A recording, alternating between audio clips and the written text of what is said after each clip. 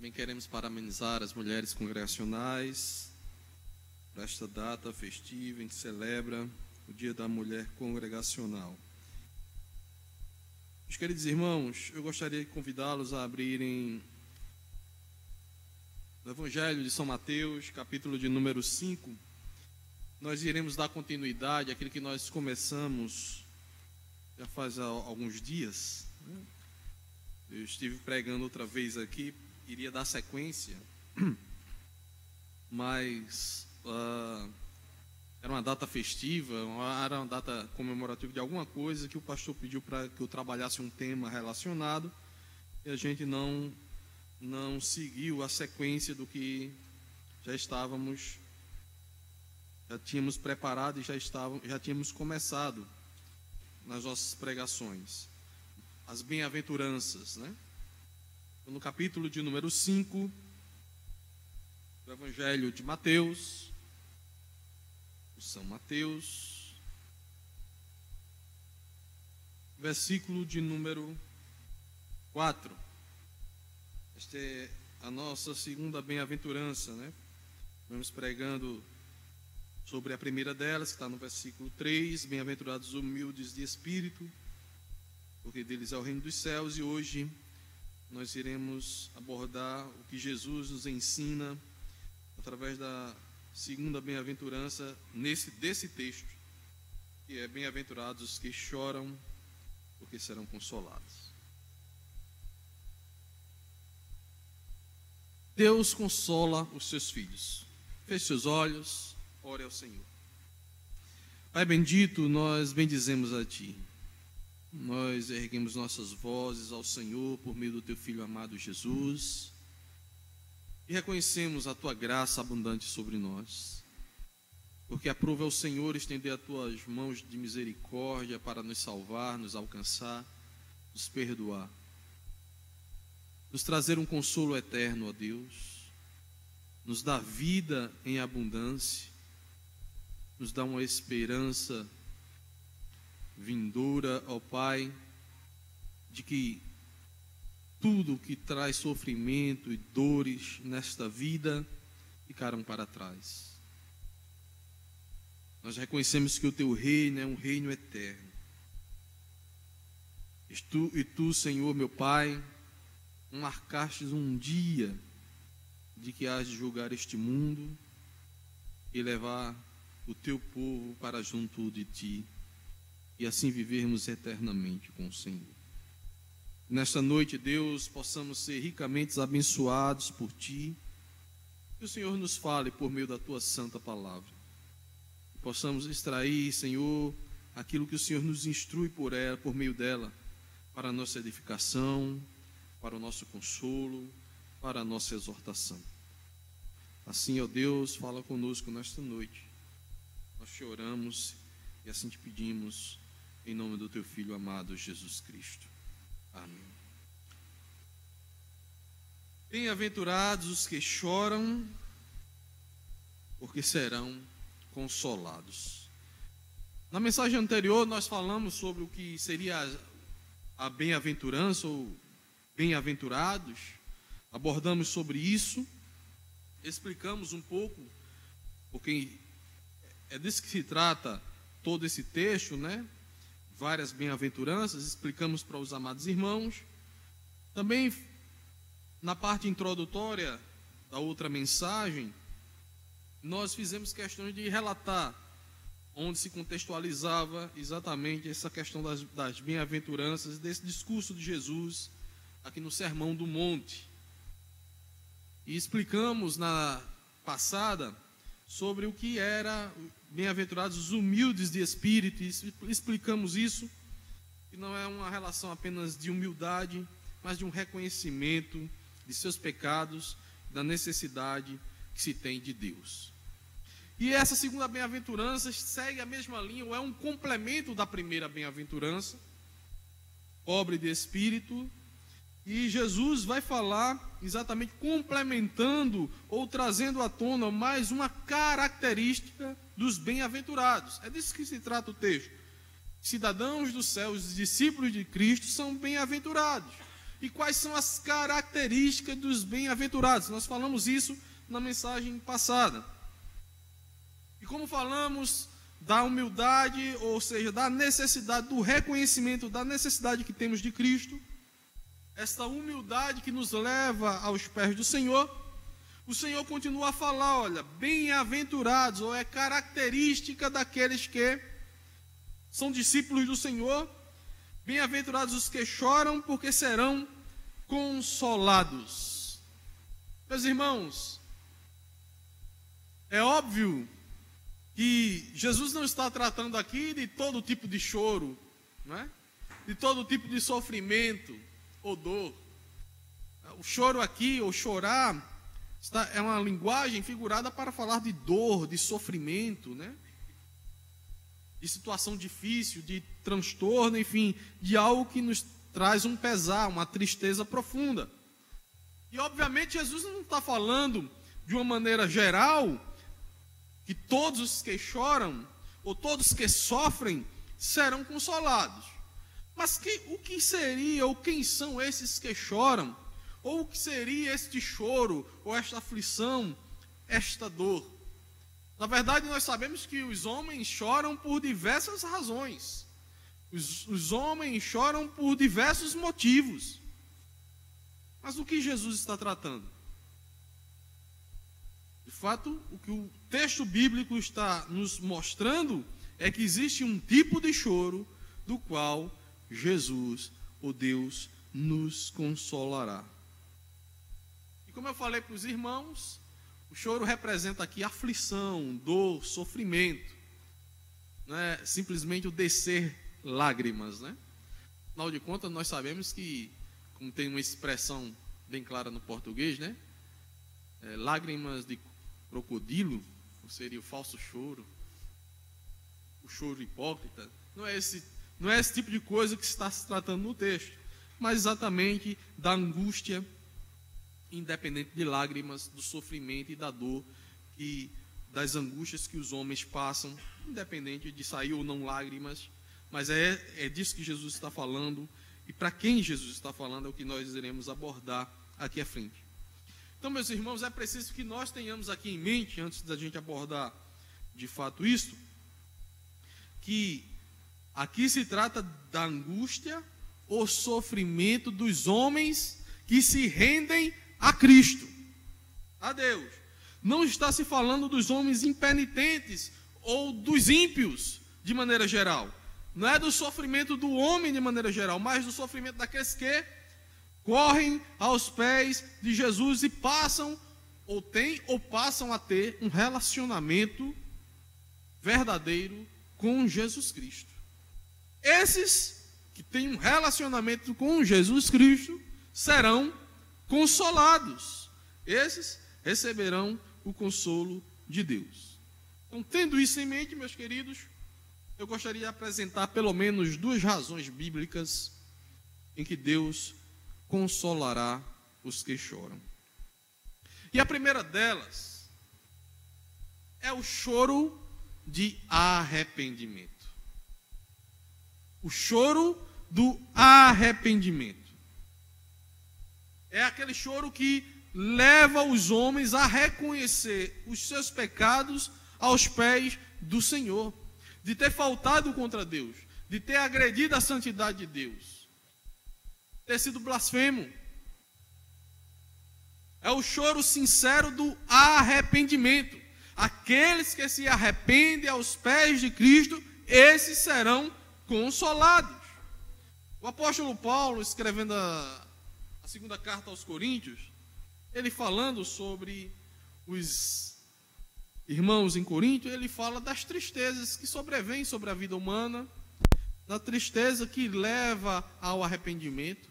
E ele diz para os irmãos de Corinto e também para nós: agora, porém, me alegro, não porque vocês foram entristecidos, mas porque a tristeza os levou ao arrependimento.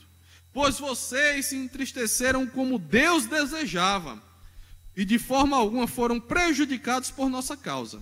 A tristeza, segundo Deus, produz um arrependimento que leva à salvação, e não ao remorso. mas a tristeza, segundo o mundo, produz a morte. Então Jesus está tratando aqui do choro do arrependimento. Aqueles que choram em arrependimento, esses terão o consolo de Deus. Então, meus queridos, o primeiro ponto desse choro é que nós devemos entender que esse choro representa o arrependimento dos que se voltam para Jesus. Não é à toa que a mensagem do Evangelho é um chamado ao arrependimento. E uma pessoa, quando se arrepende de algo, ela se entristece por aquilo de errado que ela fez. Uma pessoa, quando sinceramente se arrepende, há um pesar em seu coração. Há uma tristeza na sua alma, no seu espírito. Quando nós fazemos isso com alguém que nós amamos e reconhecemos o nosso erro e nos arrependemos do que fizemos, que a gente pede perdão com sinceridade, a gente não faz isso com tristeza profunda, com dor na alma, no coração, por termos feito um mal ou algo desagradável para com alguém que nós amamos.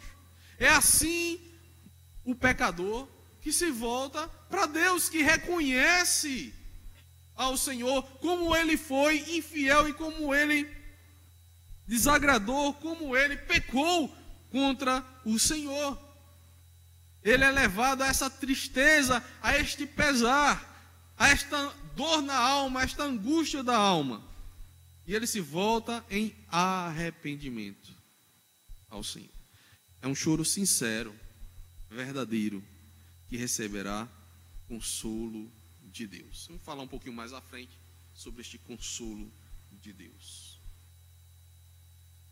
O profeta João, quando ele surge no deserto, ele percorria ali a região próxima ao Jordão, está lá registrado nos evangelhos, em Lucas capítulo 3, vai falar o seguinte, dizendo que pregando um batismo de arrependimento para o perdão dos pecados. O evangelista Marcos fala da mesma forma quando Jesus iniciou o seu ministério. Era um ministério que chamava os homens ao arrependimento, a sentir a sua falta e o seu pecado. É o pesar, é o sentimento de pesar pelo pecado. Deus chama os homens ao arrependimento. Não importa o seu pecado, não importa o que você fez contra Deus, o Senhor há de consolar a sua alma através do seu perdão. O choro de arrependimento também está na vida daqueles que já são salvos, dos filhos de Deus. E como nós bem sabemos, temos as nossas falhas, as nossas faltas e pecamos contra o Senhor. Não é à toa que o apóstolo João, escrevendo a sua primeira epístola, ele diz: olha, filhinhos, não pequeis. Mas se você pecar, lembre-se que você tem um advogado junto ao Pai, Jesus Cristo justo. João está escrevendo para consolar aos filhos de Deus que muitas vezes entristece a Deus e reconhece que pecou contra o Senhor, cometeu uma falta contra Deus e o seu coração se entristece por isso. Mas ele deve saber que o consolo de Deus está sobre ele, porque o perdão de Deus está sobre ele. Então, o choro também representa o lamento feito pelos salvos por causa de seus pecados. Nós podemos encontrar isso muito claro, muito evidente na vida de Davi.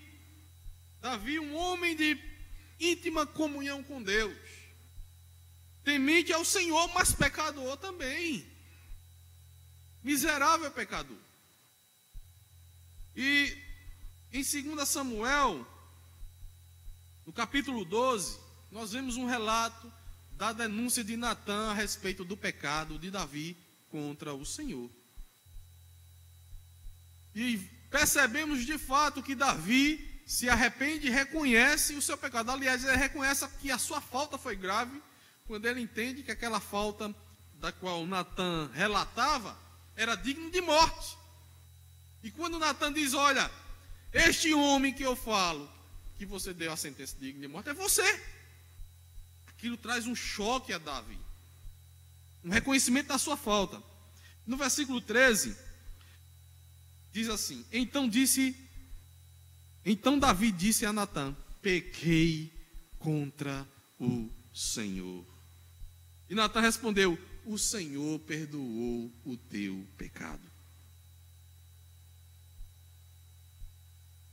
A sinceridade, meus queridos, a tristeza, a dor que nos leva ao arrependimento alcança a misericórdia divina, o perdão de Deus. Nós somos consolados mesmo quando nós pecamos contra o Senhor e com sinceridade choramos em arrependimento, ou seja, expressamos um pesar e uma tristeza verdadeira diante de Deus. Davi, por causa do seu pecado, ou dos seus pecados, ele escreve 2 salmos que expressam essa dor e esse sentimento que ele teve por pecar contra o Senhor. Está no Salmo de número 32 e no Salmo de número 51. Veja o que diz o Salmo de número 32. Bem-aventurado, olha a bem-aventurança, aquele cuja iniquidade é perdoada, cujo pecado é coberto. Bem-aventurado o homem a quem o Senhor não atribui iniquidade e em cujo espírito não há dolo. Enquanto calei os meus pecados, envelheceram os meus ossos pelos meus constantes gemidos todo dia. Porque a tua mão pesava dia e noite sobre mim, e o meu vigor se tornou em sequidão de estio. Confessei-te o meu pecado, e a minha iniquidade não mais ocultei. Disse: confessarei ao Senhor as minhas transgressões, e tu perdoaste a iniquidade do meu pecado. Sendo assim, todo homem piedoso te fará súplicas em tempo de poder encontrar-te. Com efeito, quando transbordarem muitas águas, não atingirão. Tu és o meu esconderijo. Tu me preservas da tribulação e me cercas de alegres cantos de livramento.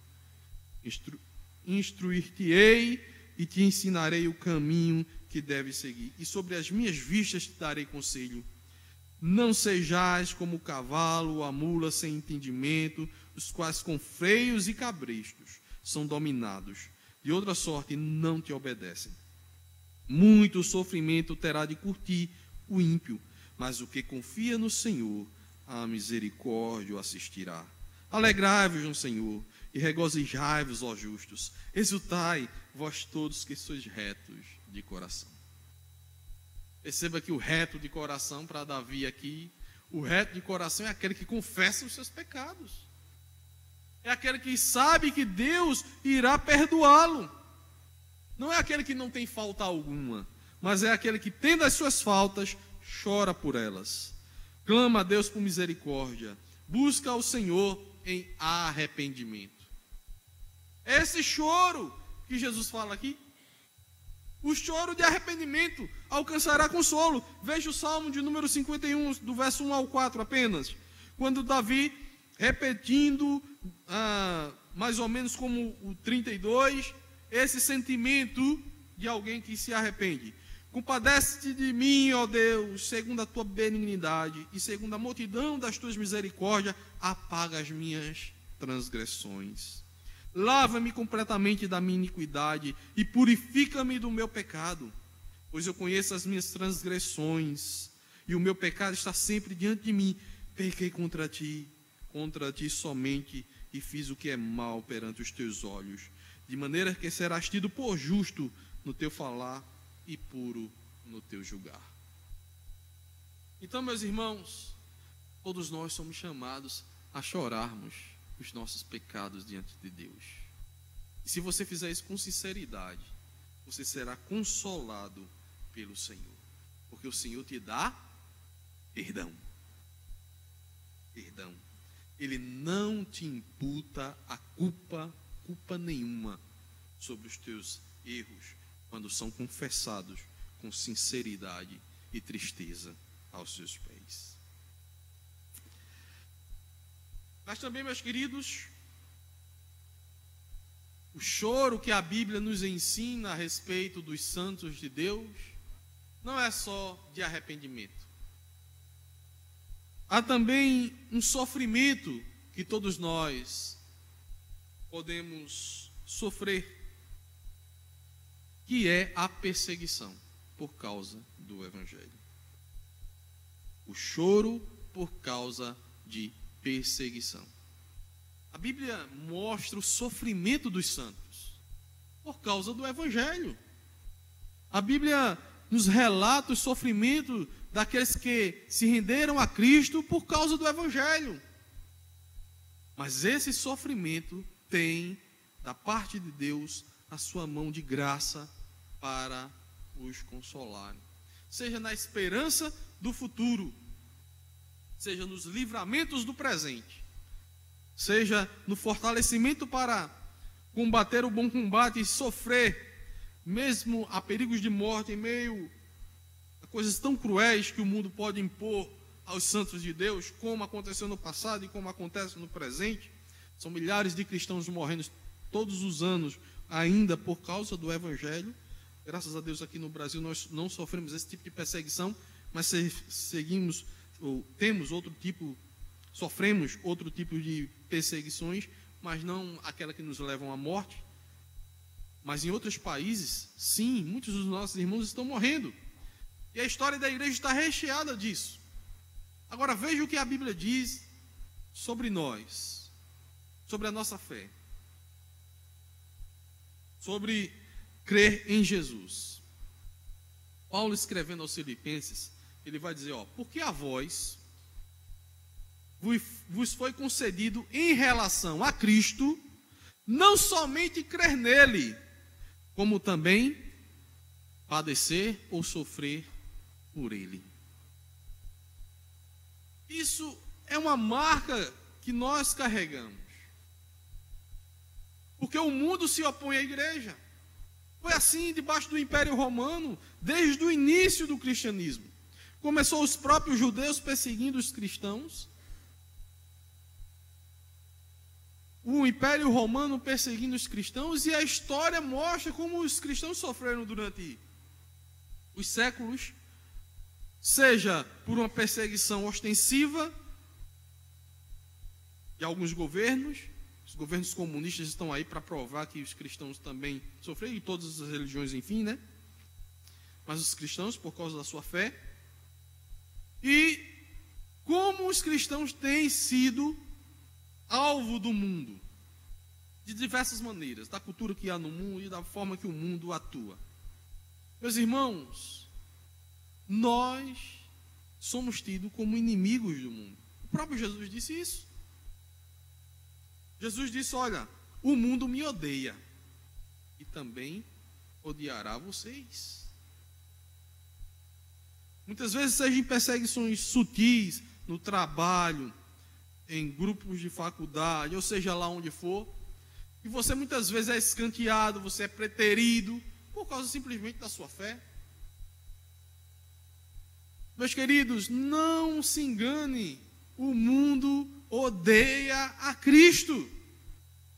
E se você é discípulo de Cristo, o mundo também te odeia. Jesus disse isso claramente. E de uma forma ou de outra, isso vai respingar na sua vida. Isso vai respingar de uma maneira ruim na sua vida. Seja uma perseguição ostensiva, como a gente falou aqui, e nós não sofremos no sentido de ir até a morte, mas podemos sofrer de outras maneiras, psicológica e outras mais, porque o mundo nos odeia, como odiou ao Senhor. É preciso que nós tenhamos isso em mente. É preciso que a gente entenda isso. Agora, se nós choramos aos pés do Senhor, seja por arrependimento, seja por causa de perseguição, Jesus nos prometeu o quê? Consolo. Eles serão consolados. Os que sofrem perseguição por causa do Evangelho serão consolados. Pedro, ele diz, olha, não sofra porque você fez uma coisa ruim, não. Não sofra porque você foi um malfeitor, porque você foi um ladrão, porque você fez isso ou aquilo. Mas se você sofre por causa do Evangelho, isso com certeza agrada ao Senhor. Você se mantém firme, mesmo sofrendo o dano. E aí o Senhor, Ele fala tanto para aqueles que se arrependem, como para aqueles que são perseguidos. Ele fala do seu perdão, do seu consolo através do perdão. E aí Lucas capítulo 7, versículo 48 a 50, a gente vai ver uma história belíssima de uma mulher, a Bíblia chama de pecadora, que era mal vista pelos religiosos da sua época. E ela está lá chorando aos pés de Jesus e enxugando os seus pés com os seus cabelos. E aí Jesus, ele diz para essa mulher: os teus pecados te são perdoados. E os que estavam à mesa começaram a dizer entre si: quem é este que até perdoa pecados? E disse ele à mulher: a tua fé te salvou, vai-te em paz. Jesus fala do sentimento de amor que essa mulher teve por ele. E ele diz, olha, a quem muito se perdoa, muito ama. Quem muito ama é porque se sentiu muito perdoada. Então isso quer dizer, meus queridos, que não importa os seus pecados, as suas falhas, não deixe isso estar arraigado em seu coração, trazendo tristeza e trazendo a sua vida para um caminho de sofrimento. Porque o Senhor perdoa todos os teus pecados. Tem gente que carrega para o resto da vida algo de errado que fez no passado. Ora, o Senhor nos chama a abandonar tudo isso, a deixar para trás. O fardo de Cristo é leve, é suave. Se você ainda não se perdoou, eu quero dizer para você nesta noite, se você buscar ao Senhor em arrependimento sincero, o Senhor te perdoa. Então se perdoe também pelas suas faltas, pelos seus erros. Tem pessoas que são deprimidas porque não conseguem perdoar a si mesmo, por causa dos seus erros. Não importa o teu erro, e não importa quantas vezes você errou, o Senhor te perdoa completamente. Saia nesta noite sabendo que o Senhor te perdoa por completo. Por completo. Ame-o assim, viu? Como essa mulher. Também, meus queridos, o consolo de Deus sobre aqueles que têm as aflições impostas pelo mundo, ele é real. Ele é completo. Talvez você não venha desfrutar dele completamente ainda nesta vida. Porque, como diz o próprio texto bíblico, o Senhor, ele se satisfaz também no sofrimento dos seus filhos por causa da fé, por causa da sua fidelidade. É isso que levou Jó, debaixo daquele sofrimento tão medonho, a adorar o Senhor. Um sofrimento que ele teve, e mesmo assim, diante daquilo, ele enxergava Deus como aquele digno de ser adorado. E os sofrimentos que o mundo pode nos impor não devem tirar os nossos olhos daquele que deve ser adorado.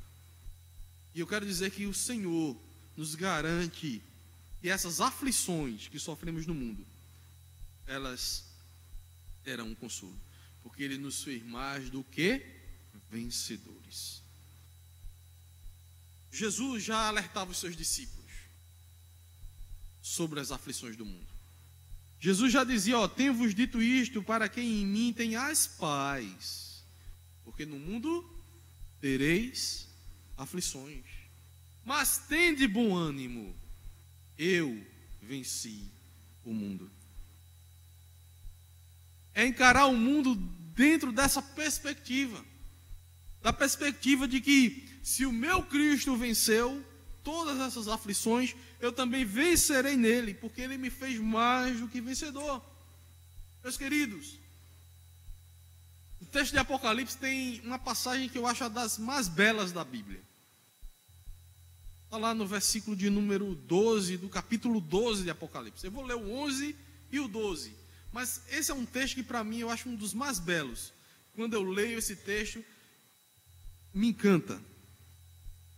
Diz assim a palavra do Senhor: e ouvi uma grande voz no céu que dizia: agora é chegada a salvação e a força e o reino do nosso Deus e o poder do seu Cristo, porque já o acusador de nossos irmãos é derrubado, o qual diante do nosso Deus os acusava de dia e de noite. E aí é o texto que eu ressaltei. E eles, servos de Deus, viu?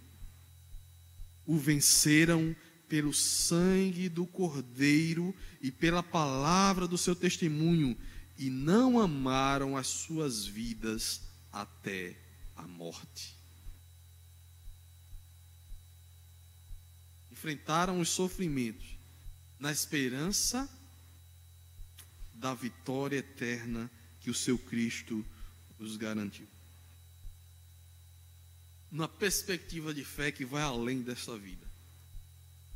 Mesmo diante da morte, eles venceram a morte na esperança do seu Cristo. Meus irmãos, o consolo de desfrutar das benesses do mundo vindouro suplanta qualquer aflição dos dias presentes. É por isso que Paulo, ao comparar os seus sofrimentos desta vida, as perseguições, as dores, tudo que aconteceu na vida dele, os irmãos sabem da história do apóstolo. Ele diz: olha, nada disso eu posso comparar ao que tem sido reservado para mim. É algo sublime, é algo excelso, é algo incomparável.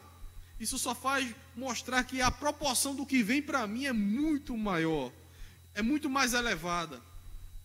Tudo isso vai passar e tudo isso passará. E a Bíblia declara exatamente isso, meus queridos. Quem vencer herdará todas as coisas, e eu serei o seu Deus, e ele será o meu filho. Está lá em Apocalipse 21, versículo 7. Percebam que as promessas de Deus, percebam que as verdades do Senhor, de que bem-aventurados os que choram, porque serão consolados, há de se concretizar na vida daqueles que de fato se arrependem com sinceridade, e daqueles que sofrem aflição devido ao mundo e ao diabo, mas pela sua fidelidade a Deus. A cultura do mundo se opõe às verdades de Deus. Os anseios do mundo se opõem aos anseios de Deus. E nós estamos nesse conflito. E essas coisas não podem nos tirar da visão de Deus. Busque o consolo no Senhor. Porque aqueles que choram, aqueles que sofrem por causa de Jesus Cristo, esses serão consolados. Não esqueça disso jamais, meus queridos irmãos. Jamais. Quando as coisas estiverem ruins, quando as coisas estiverem difíceis, lembre-se de que o consolo de Deus estará sempre sobre você. Não importa o teu sofrimento nesse tempo presente. Importa mesmo é que o Senhor te abraça e te acolhe para todo sempre. Filhos de Deus, quem vencer herdará todas as coisas, e eu serei o seu Deus, e ele será o meu filho. Que Deus nos abençoe. Guarde essa palavra em seu coração.